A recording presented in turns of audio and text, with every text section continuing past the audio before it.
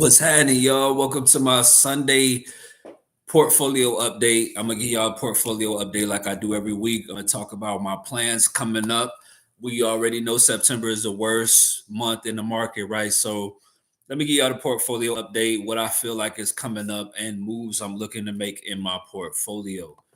You know what I'm saying? So let's pull up the portfolio real quick. Let's see how we've been doing. All right, so we got the portfolio. We got about 3,600 in assets. Let's pull up these investments. Anytime. I guess we already own investments. So we own investments. We got crypto, Ethereum.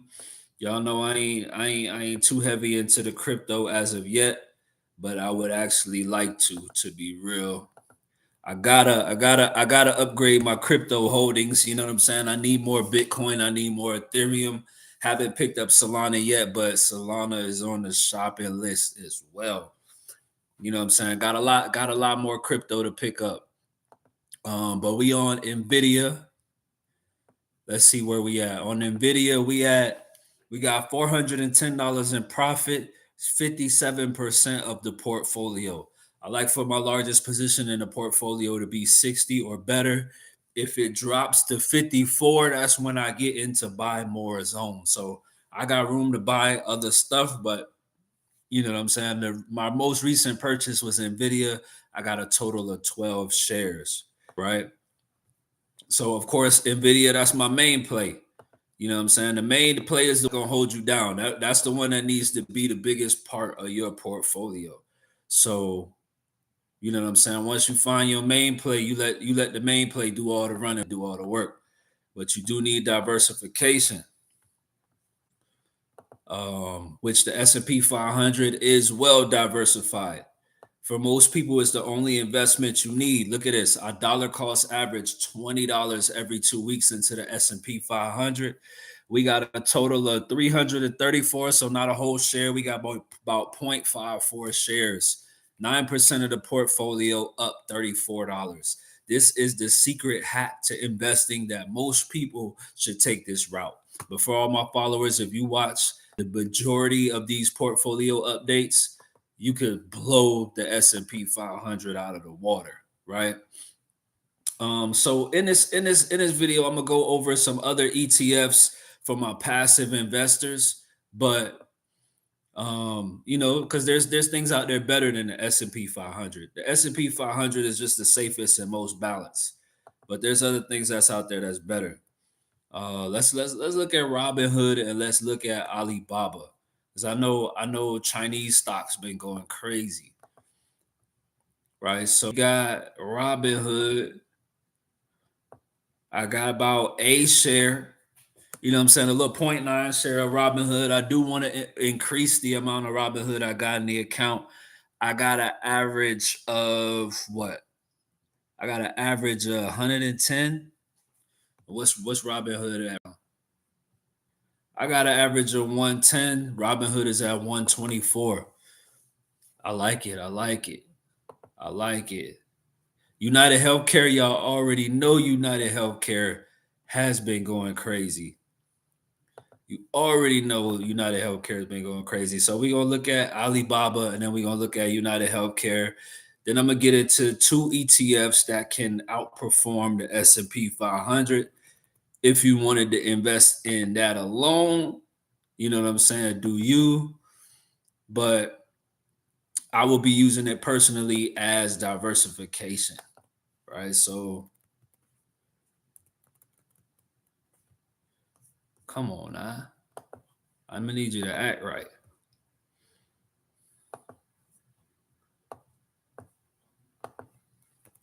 All right, so we got Alibaba. I only got a half a share of this. I do need to increase the amount of Alibaba that I got. Alibaba is my China stock. That's my exposure to China.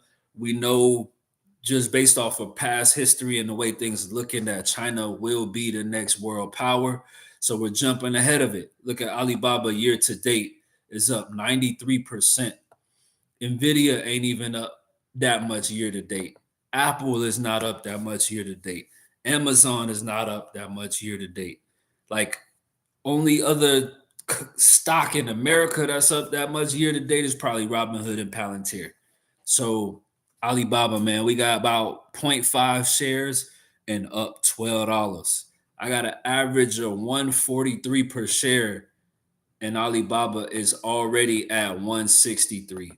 It's running away without me. So let's take a look at what the stock market looks like. What our portfolio look like versus the S&P. I ain't gonna drag it out. I'm gonna just take y'all to 3 months. So 3 months. Okay. I was like, what's wrong? I know we ain't down in 3 months. 3 months, we up 15%, a total of $500. We made $500 with just our money sitting there. That's what investing is. It's money that's gonna grow for you. You know what I'm saying? So up in 3 months, we up 15%. September is a month that the stock market is usually down, so the S&P probably did, performed a little better in the past, month or two, but the S&P 500 is up 10.7%, which means we outbeaten the stock market over the long term. I can't wait till it gets to a year's time to see how much we smack in the market across the head. So we're gonna look at some things, and we're gonna try to determine where we think the stock market is gonna go for the rest of the month. We know that September is a down month, but we could be ending the, it don't gotta be the whole month that is down. We gotta see what's up, do our analysis. So the fear and greed index, we're a little more greedy. About a week ago, we were a little more fearful. So it looks like, based on this news, chances are last week the stock market seen a little bit of progression. The stock market went up a little bit last week, even though we've been going down in September. So that's what the fear and greed index kind of let me know. Like, we got less fear in the market than last week. So that means like the stock market went up. So that's the momentum. The market went up last week. The news, it looked like we talking about crash, which makes sense. The job report was horrible. Bond traders lean into sweet spot. Whenever they're talking about bonds, it's because bonds give you a fixed percent interest rate.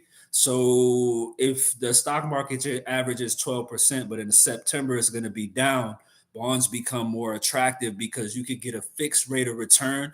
It's only going to be like 2 to 4%, but it's gaining interest instead of losing money. So bonds become more attractive when the stock market is going down. So when you see stuff like bonds being mentioned, and crackdown in cities with war tanks and them talking about 1929, the news is painting a picture that it's bad news, right? So the stock market could still go down. Let's look at the chart a little bit, and then I'm gonna get into the ETFs that I think will significantly outperform the market, right? So we're gonna look at Nvidia. And I was holding cash on hand because I wanted to buy more Nvidia, and the chart kind of gave me a little bit of clarity. So we're gonna go over the chart. So if you look, of course, you read charts left to right. If you look all the way over, it's like it went up and now it's consolidating. The market has cycles, right? And price chart shows you cycles. So when you see consolidation is like a pause for the next phase. It's either a pause for the phase that's coming down or a pause for the phase that's going up. If you know anything about chart patterns, this looks like a bull flag. Not gonna pull it up. I pulled it up in plenty of previous other videos, but if you don't know what a bull flag is, Google ChatGPT bull flag. It looks like we're performing a bull flag. We're also at a level of consolidation. It tells me that we could be going up. Not only are we towards the end of September, but the MACD indicator, the one I make it larger or smaller, like I show y'all in this portfolio update so many times. If you look all the way to the right, the MACD indicator finally moved up to green, which gives me the inclination the market is less fearful than it was last week. Looking at the pattern, looking at the MACD, I expect the market to probably have some relief next week or at least Nvidia to go up next week. So if I buy anything next week, I already bought Nvidia on a dip. I tried to load up on Nvidia as much as possible. My attention is going to be toward other investments in this next coming week. So next time y'all see me, I might add more to something. I might add something else. But before we get out of here, I'm going to show you two ETFs that should outperform the S&P 500. Because S&P 500, I ain't going to lie, 12% ain't bad. But if we upgrade our standards, you know what I'm saying? If we upgrade our standards, then we can have better profits. So we need to now have Invesco QQQ as our standard, right? Invesco QQQ is the technology industry. It's Microsoft, Apple, Amazon, and I can show you on here. It's a fraction of these companies, right? 9.2% of Nvidia, 8.39, like it's a fraction of the biggest growing stocks in the stock market. So if you look at Invesco QQQ, we raising our standards, man. S&P 500 ain't the standard no more. We ain't going for 12%, right? So Invesco QQQ year to date is up 16%, right? So we're going to look at the S&P 500. And you tell me, what do you want your standards to be?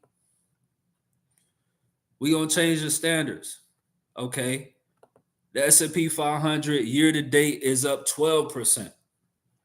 I like Invesco QQQ over over the S&P 500. So we gonna upgrade the standards. Invesco QQQ is now the standard. So when I show y'all the market and compare the portfolio, I'm not only comparing it to the S&P 500, I'm gonna compare it to Invesco QQQ because we gotta improve our standards. So Invesco QQQ is one of my favorite ETFs, and I'm about to give y'all one more just because I like it even better than Invesco QQQ. So we gonna pull up, and chances are when you see something else on my portfolio, this is gonna be it. So I'm already letting y'all know what I'm gonna buy next, and it is SPMO, which is a ETF. We already know ETFs are the safer investments. It's not an individual stock. It is a group of stocks. You know what I'm saying? The more group of stocks you have in one investment, the safer it is. So SPMO is a momentum index, kind of similar to the Invesco QQQ, but as you can see, it has Broadcom in there, Tesla, JP Morgan Chase, Walmart, Palantir. So what they do is they adjust the ETF every couple months or whatever for the leading investments, right? So it's going to pick the stocks that are performing the best, and it's adjusted. So, I mean, can't get too sweeter than that. So you remember what I told you, the Invesco QQQ or the S&P 500 was up. This is what SPMO is up. What is that? 12.89 in 3 months. Let's look at QQQ in 3 months.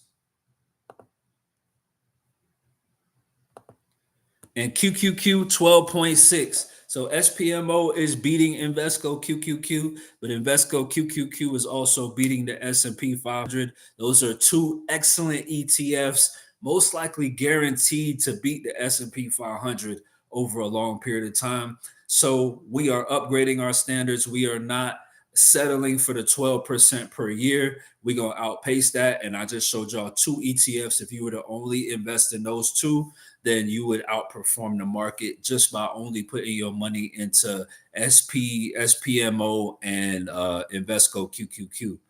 I'm Mike the Money Motivator, man. Y'all make sure y'all like and subscribe. Check me out on IG. You know what I'm saying? Get tapped in.